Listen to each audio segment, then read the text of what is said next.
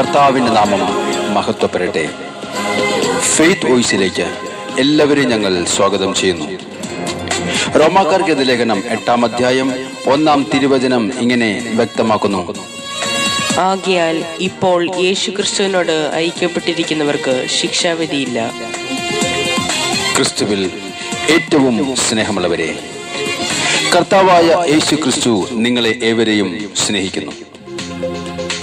ആരും സഹായിക്കുവാൻ ഇല്ലാതെ കടന്നു വരുമ്പോൾ, എത്രമാത്രം പ്രാർത്ഥിച്ചിട്ടും ഒരു ഫലവും കാണാത്ത സാഹചര്യത്തിലും, മടുത്തുപോകുന്ന പ്രാർത്ഥനകളിലും തിരുവചനം പറയുന്നു: നീ ദൈവത്തെ സ്നേഹിക്കുക, കർത്താവായ യേശു ക്രിസ്തുവിൽ വിശ്വസിക്കുക.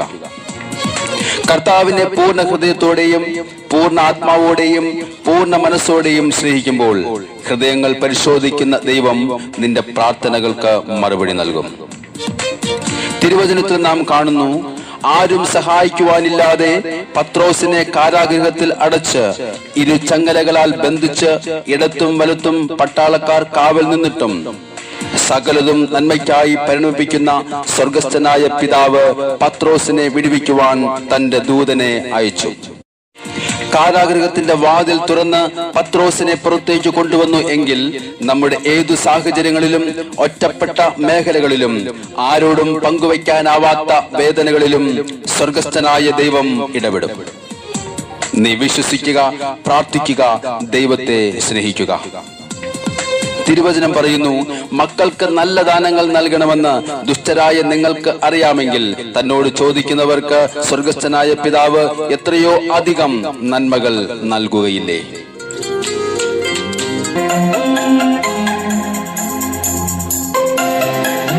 നമ്മുടെ കർത്താവായ യേശുവിന്റെ തിരുസന്നിധിയിൽ നാം പ്രാർത്ഥിക്കുന്ന എല്ലാ പ്രാർത്ഥനകൾക്കും ഉത്തരവും നമ്മുടെ യാചനകൾക്ക് മറുപടിയുമുണ്ട്. അവിടത്തോട് ചോദിച്ചാൽ അവിടുന്ന് നമുക്ക് നൽകും. നമുക്ക് വിശ്വാസത്തോടുകൂടി കടന്നു ചെല്ലാം.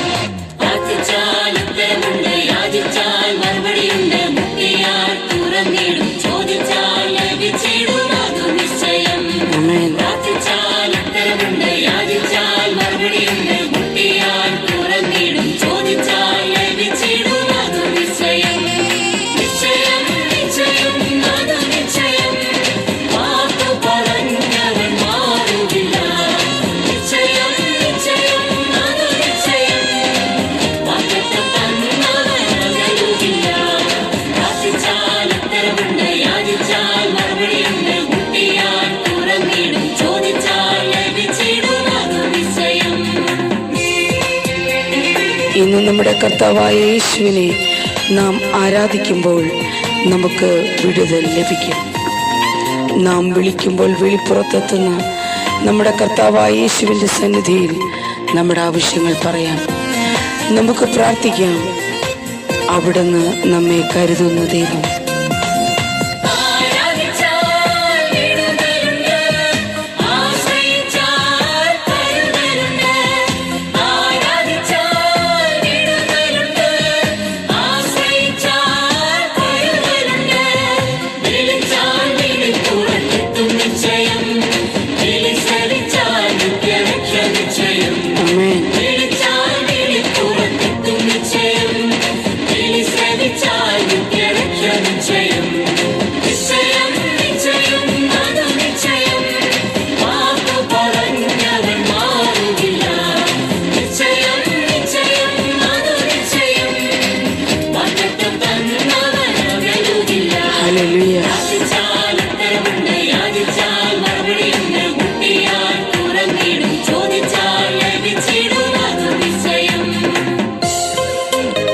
ഇന്ന് നമ്മുടെ പാപങ്ങൾക്ക് നാം കർത്താവിൻ്റെ സന്നിധിയിൽ മാപ്പപേക്ഷിച്ചാൽ അവിടുന്ന് നമ്മെ അനുഗ്രഹിക്കും. വിശ്വാസത്തോടുകൂടി കർത്താവിൻ്റെ സന്നിധിയിൽ നമുക്ക് കടന്നു ചെല്ലാം. നമ്മുടെ പ്രാർത്ഥനകൾ സമർപ്പിക്കാം. നമുക്ക് അനുഗ്രഹം നേടാം.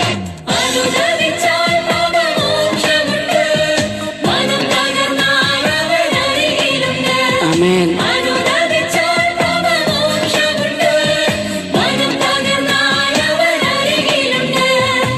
വിശ്വസിച്ച മഹത്വം കാണും നിശ്ചയം, നിത്യഭവനത്തിൽ നിത്യവാസം.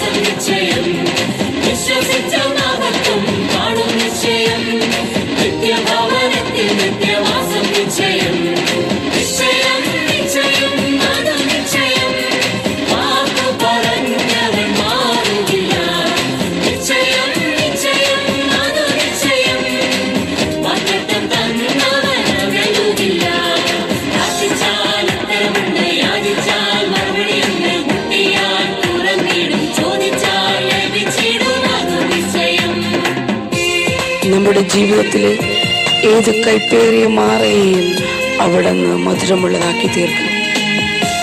നമ്മുടെ ശത്രുവിന്മേൽ നമുക്ക് ജയം നൽകുന്ന നിസീ യഹോവയായ കർത്താവ് ഇന്നും ജീവിക്കുന്നു. അവിടുന്ന് നമ്മെ അനുഗ്രഹിക്കും.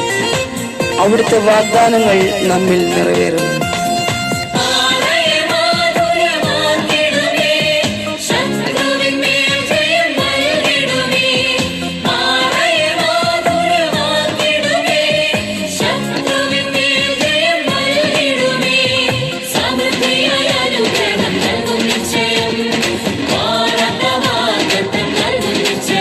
ആമേൻ.